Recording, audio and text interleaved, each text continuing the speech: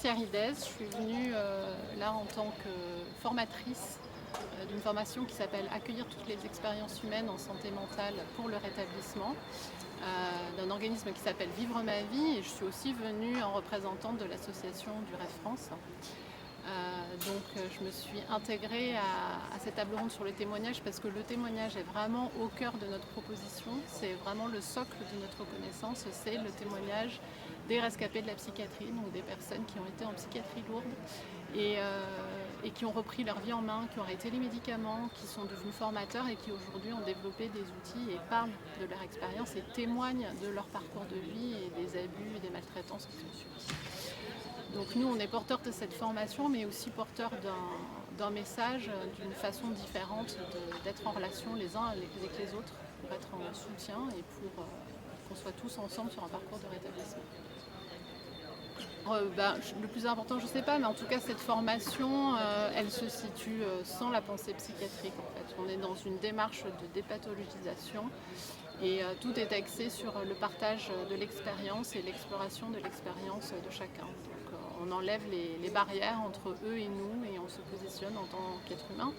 Et cette formation qu'on propose, c'est pour toute personne qui a un projet en santé mentale professionnelle ou bénévole et qui est sensible à notre approche. Et donc ça inclut des soignants, ça inclut des pères aidants, ça inclut tout le monde.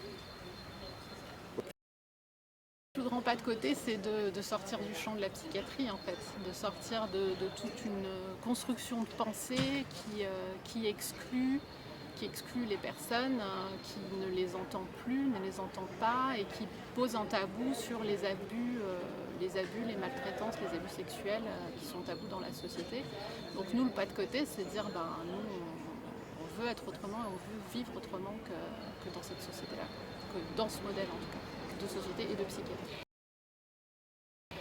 C'est redonner des droits en fait, tout court. Parce que moi, ce qui m'avait, quand j'ai eu une expérience en psychiatrie, ce qui m'a révoltée et ce qui m'a rendue militante, en fait, c'est le constat qu'on a une population en France, donc dans un pays qui est supposé de droit, on a une population de personnes qui n'ont pas de droits.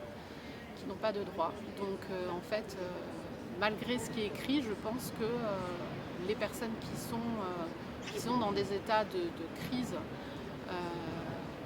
la façon dont on les prend en charge aujourd'hui, c'est pas le droit en fait. C'est une forme d'emprise et il y a une construction par rapport à la façon dont les personnes sont prises en charge. Il y a une construction entre le diagnostic, les médicaments, cette camisole chimique qui fait que petit à petit on leur enlève tous leurs droits en fait. On leur enlève leur droit à avoir des enfants, à avoir la vie qu'ils ont envie d'avoir, à avoir un travail ou pas de travail s'ils ne veulent pas en avoir, mais en tout cas on leur vole leur vie, quoi.